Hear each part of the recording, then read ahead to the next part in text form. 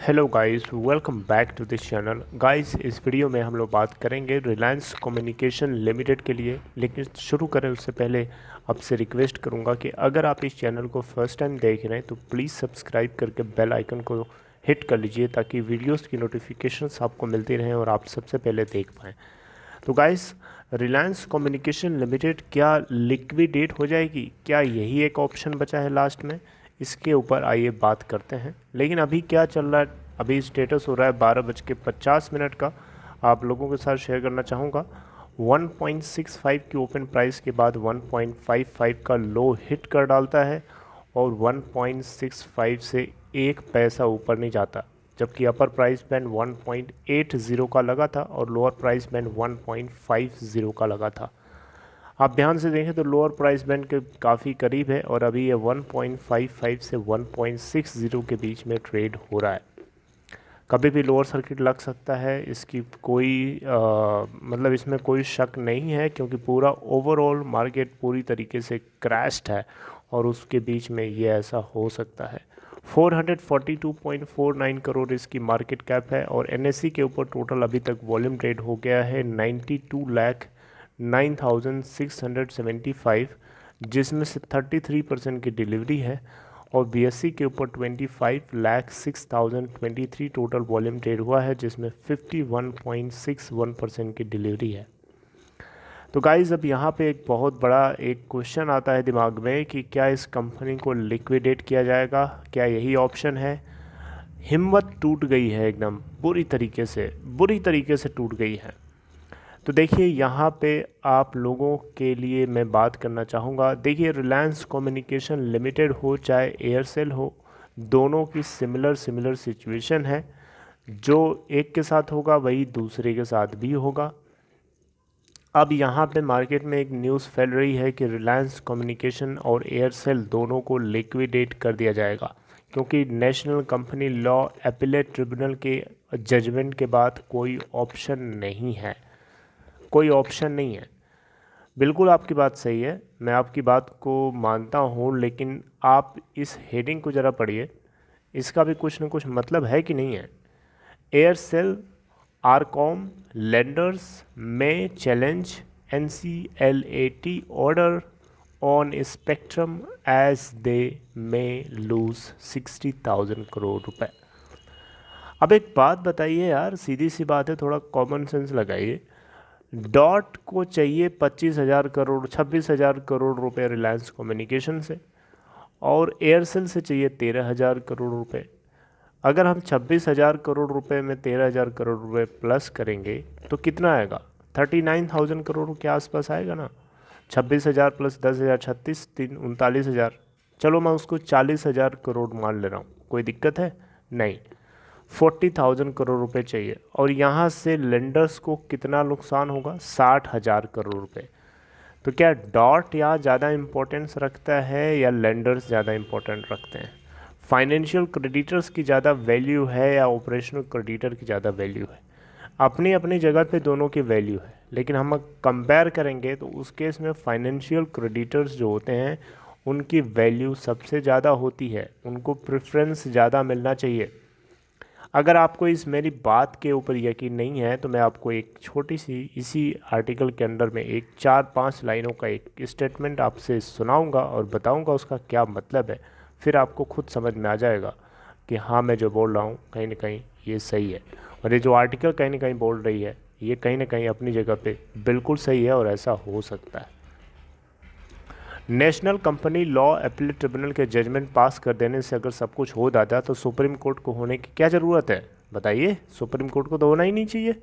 फिर तो सब कुछ national company law appellate tribunal ही पास कर दे जजमेंट, सब कुछ वहीं से फाइनल हो जाए। ऐसा नहीं है।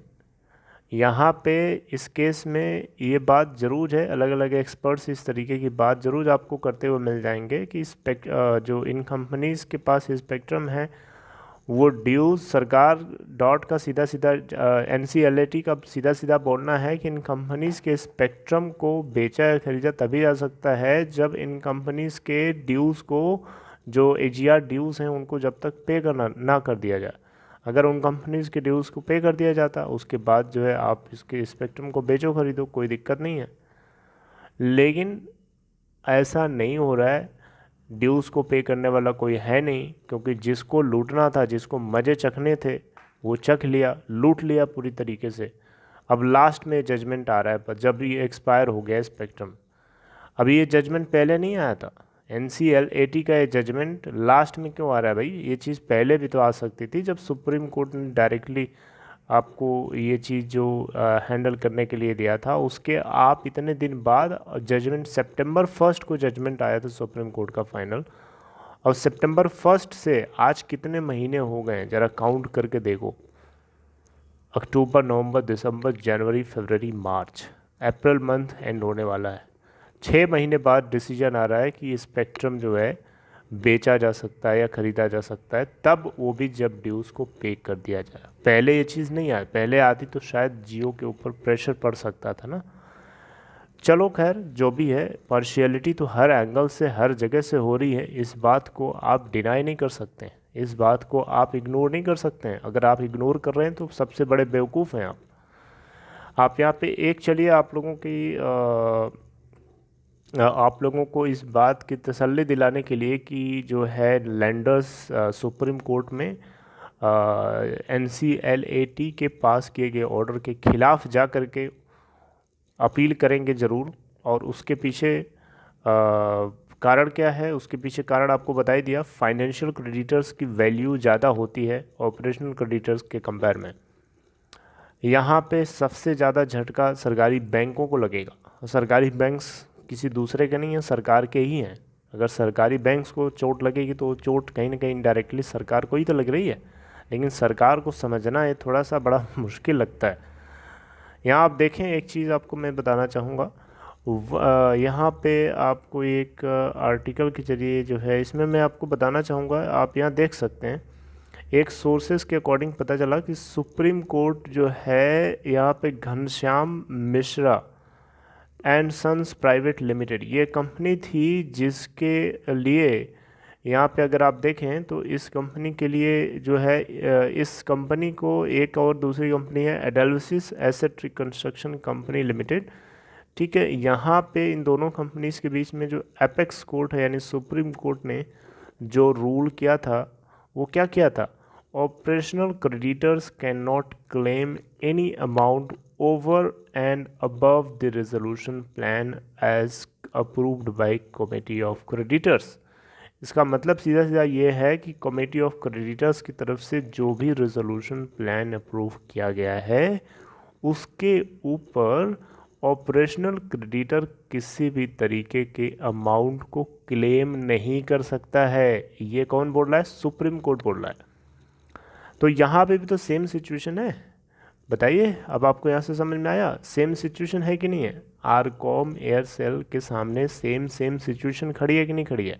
इन दोनों कंपनीज को UVARC, एक एसेट रिकंस्ट्रक्शन कंपनी है, इनके रेजोल्यूशन प्लान का एक सक्सेसफुल बिडर के रूप में है, वो एक्वायर करना चाहती है, लेकिन national company law appellate tribunal एक रास्ते का रोड़ा बन के खड़ी हो रही है डॉट के सपोर्ट में। तो यहाँ पे रास्ते का रोड़ा जब अगर ऑपरेशनल क्रेडिटर के रूप में बन रही है ना, तो सुप्रीम कोर्ट इसको साइड भी कर सकता है, क्योंकि यहाँ पे सुप्रीम कोर्ट के सामने जो ऑप्शन है वो बिल्कुल भी इग्नोर करने लायक नहीं है। 26,000 और 13,000 करोड़ रुपए के चक्कर में यहाँ पर कितने 60,000 करोड़ रुपए से भी ज़्यादा नुकसान होगा। अगर हम उनके प्रिंसिपल अमाउंट को अगर ऐड करें ना, तब 60,000 करोड़ रुपए कम पड़ेंगे। ये आपको 60,000 जो है ना रफली दिखाया गया है। आप ये ना समझिएगा कि सिर्फ 60,000 करोड़ रुपए ही बैंक्स का जाएगा, उससे ज़्यादा कहीं जाएगा। ये हेयर कटिंग के बाद है। और इसके अलावा शेयर होल्डर्स की जो शेयर होल्डर्स की जो वोट लग रही है, वो अलग से लग रही है, ठीक है। तो गाइस देखते हैं, ऐसा कुछ पॉसिबल नहीं है। इस तरीके की सोच ना रखिए, इस तरीके की बातें अगर जो फैल रही हैं आप उसको इग्नोर करिए, और जो कुछ होगा आपको अप टू डेट तो किया जाएगा। ऐसा कुछ है नहीं कि आपको कुछ पता नहीं चलेगा, हर चीज़ पता चलेगी। बस देखते हैं क्या सिचुएशन होती है सुप्रीम कोर्ट में, देखते हैं कि कब तक ये अपील करते हैं। जितना जल्दी से जल्दी अपील करें उतना ज़्यादा सही होगा। अभी तो कोरोना के चक्कर में जो है पूरा सुप्रीम कोर्ट जो है वो भी डिले कर रहा है, पूरी तरीके से फंक्शन नहीं कर रहा है ना। तो कोरोना की सेकेंड वेव ने जो है देश के अंदर एक हिला के रख दिया यार, देश को मतलब पूरी तरीके से झकझोर कर दिया है। झकझोर तो पहले से कर दिया था और अभी आके सेकेंड वेव ने और कर दिया है। इससे इकोनॉमिक फंक्शन जितनी एक्टिविटीज़ हैं कहीं ना कहीं डाउन है और पूरा मार्केट के अंदर उसका हमें फियर देखने को मिल रहा है।